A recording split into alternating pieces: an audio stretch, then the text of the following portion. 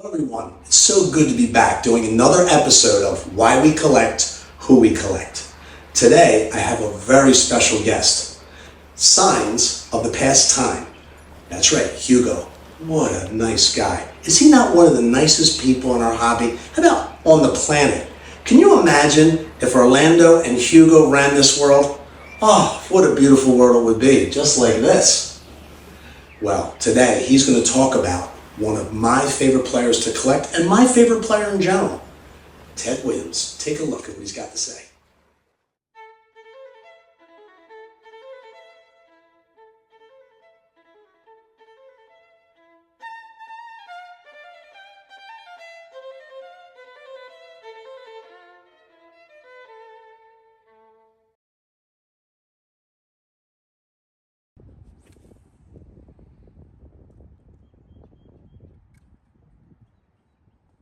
Hey guys, it's good to be on with Dayne at ClassySportsCards on why we collect, who we collect.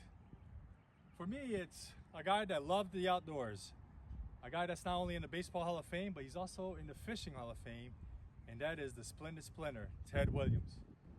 Now, a fun fact about Ted Williams is he would fish from this exact spot here in Sarasota.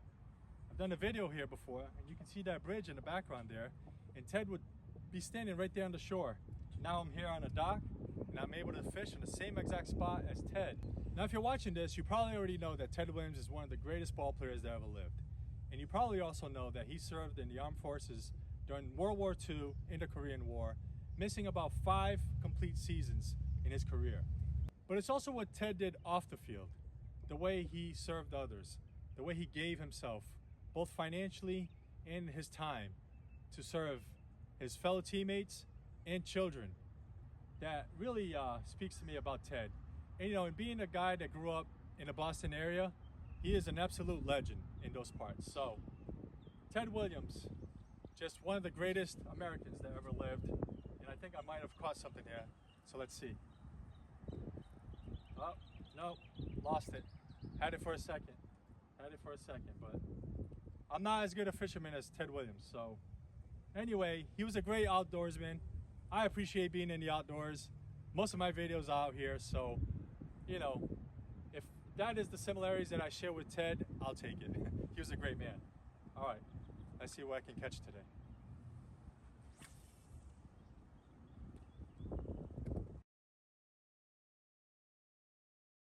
Right now I'm at Payne Park, and this used to be the spring training home of the Boston Red Sox when Ted played. Now these are some of the seats that used to be at the stadium, and right behind me is where the infield used to be. Now it's just the park. Families out here enjoying the beautiful weather in Sarasota. Now my 3 favorite Ted Williams cards in my collection, I have to say, is my 1954 Topps #1, which was Ted's first Topps card, and this is a special card. I got this from the Drew. My second one is 1955 Topps. Just think it's a beautiful image of Teddy's swing, up close shot. Teddy. Now I wish I had more vintage cards of Ted. I just focus a lot on autographs, so I have a few autographs of Teddy. But I'll say my 3rd favorite card of Ted Williams is this art card that was made by Scott, Reindeer Studios, and I got this one from Dylan at Double D Vintage Cards.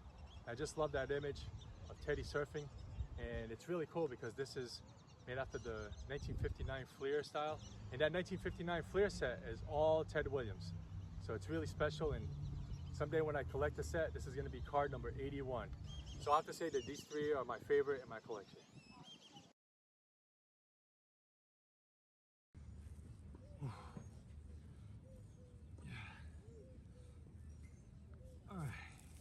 All right, you got to work hard for everything you have in life.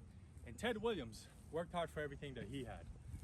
Now, I'm here at this spot doing push-ups because Teddy, at one point during spring training, was right here doing push-ups at Payne Park where they spring train. Now that building there in the middle is that building in this card. So you can see it's very different. You got this building in the front. You got tennis courts here where this used to be the outfield where Teddy was working out. Now that's my latest pickup. But the card of Teddy that I want the most in my collection, I would have to say, being that I'm a autograph collector, is 1992 Baseball Heroes, numbered out of 2500, which is this card, autographed I have to say is number one on my list right now. I almost got one recently. I got a bid last second, so I have a feeling I'm gonna get it. Hopefully this year, we'll see. But that's number one on my list. All right, back to work. Gotta earn it. Let's go. Let's get it. For my favorite Ted Williams story, I want to tell it here tonight at the Top Strip Night. It's a great event for children. There's a lot of kids here. Back here you see a lot of adults, but you got some Major League ball players up there signing autographs and just doing interviews. Now, I chose this spot to answer this question because, again, the kids are here. And my favorite Ted Williams story, although he has so many great on-the-field accomplishments and stories and, war stories, you name it. There's a ton of great stories on Ted Williams. But being a guy that grew up in Boston, I'm very familiar with the Jimmy Fund, and the Jimmy Fund is huge to this day. And big credit goes to Ted Williams for getting that started. He got a lot of funding originally to get the Jimmy Fund to where it's at today, and it's because of his heart for children. Ted Williams loved kids, and he would visit them at the hospital. Now, there aren't really any pictures or video of him doing that because he was very adamant on not having the press, document his visits to the hospital where he visited sick children. But Ted was always at the hospital, and he would have the nurses call him his personal number where he could talk to children and encourage them, just give them an uplifting message, and just really bless the kids. So I love that about Ted Williams, but one story in particular, there was a little boy who held onto his finger and he wouldn't let go. And Ted couldn't leave. Ted was like, well, I don't want to leave this little boy. So they brought in a cot and he slept right next to the little boy while the little guy held his finger. Because it was a comforting thing for that child that was dealing with the sickness to have Ted Williams just be right next to him. And I just think stories like that of Ted just giving his time up for children, his wealth, everything to help these kids that were sick and help the Jimmy Fund that helps these children.